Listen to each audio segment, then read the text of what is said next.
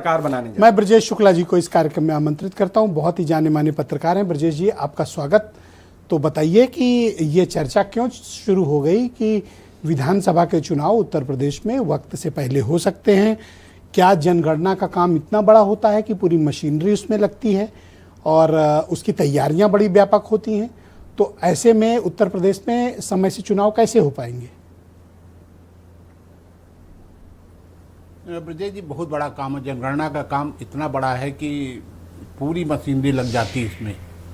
और अब इस समय मकानों की गणना हो रही है और इसके बाद फिर जनगणना होगी। अभी तो मकान की गणना को निशान लगाए जा रहे हैं, मकानों की गणना हो रही है।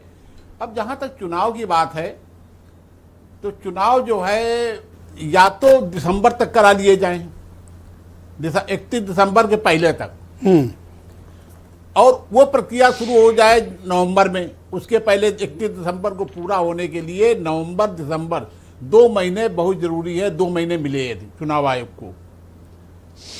और लेकिन मेरी जानकारी है कि एक विकल्प तो ये है, लेकिन दूसरा विकल्प ये खुला है कि मेरी जो जानकारी है कि जनवरी के प्रथम सप्ताह से जनगणना शुरू होने जा रही है और वो फरवरी में समाप्त हो जाएगी। उत्तर प्रदेश विधानसभा का कार्यकाल 22 मई तक है। प्रथम बैठक 22 मई को हुई थी। तो मेरी जो जानकारी है, मुझे लगता है कि जनगणना करा करके, बाकायदे पिछड़ों की गणना करा करके, किसको क्या मिला उसकी गणना करा के, किसको कितने लोगों को नौकरी मिली किसको नहीं मिली ये गणना करा करके, और इसके बाद मार्च के प्रथम सप्ताह से अप्रैल तक चुनाव होने की संभावना ज़्यादा मजबूत मुझे लग रही है, जो मेरी जानकारी है। तो इसका मतलब ब्रजेश जी, आप ये कहना चाहते हैं कि नवंबर दिसंबर में ना होकर और जनवरी फरवरी में भी ना होकर ये चुनाव मार्च और अप्रैल में होगा, ये कहना चाहते हैं आप?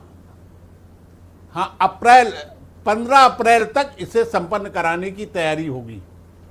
15-20 ये कैसे संभव है ब्रजेश जी? तारीखें आएंगी। 2007 से आप देखिए, जब से यहाँ पर विधानसभाएं व्यवस्थित हुई और जनादेश व्यवस्थित हुआ, हमेशा चुनाव जनवरी और फरवरी में हुआ है और 10 मार्च के पहले रिजल्ट आ गया, परिणाम आ गया। चाहे 4 मार्च, 6 मार्च और 10 मार्च, मुझे इतना याद है, एक आध डेट आगे पीछे हो सकती है, ये परिणाम की डेट रही है, काउंटिंग की डेट रही है। 10 मार्च को पिछली बार मतगणना हुई थी जी।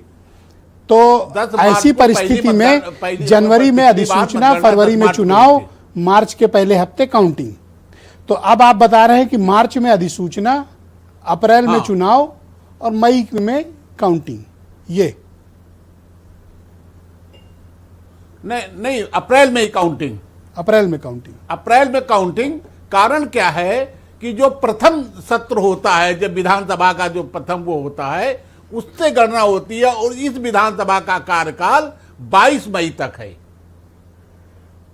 22 मई के पहले सरकार चुनाव करा सकती है।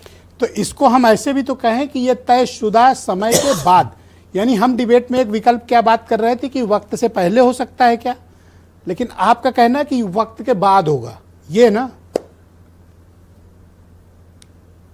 हाँ, मुझे लगता है, मेरी जो जानकारी है, मैं जो पता कर रहा हूं कि जो कहा जा रहा है फरवरी में होगी जनगणना, वो जनवरी के प्रथम सप्ताह में शुरू होने जा रही है और वो फरवरी में समाप्त हो जाएगी।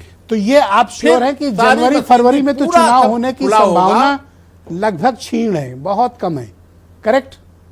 बिल्कुल नहीं है। या नवंबर में शुरू हो, 31 दिसंबर के पहले समाप्त हो जाए चुनाव, और या फिर मार्च अप्रैल में। जल्दी है इसकी। वैसे तो ये कह के आपने इन लोगों का बीपी बढ़ा दिया, क्योंकि ये सब मिलके मुझे कंडेम कर रहे थे, अरे किस विषय पे बात कर रहे हो, किस विषय पे बात, ऐसा है ही नहीं।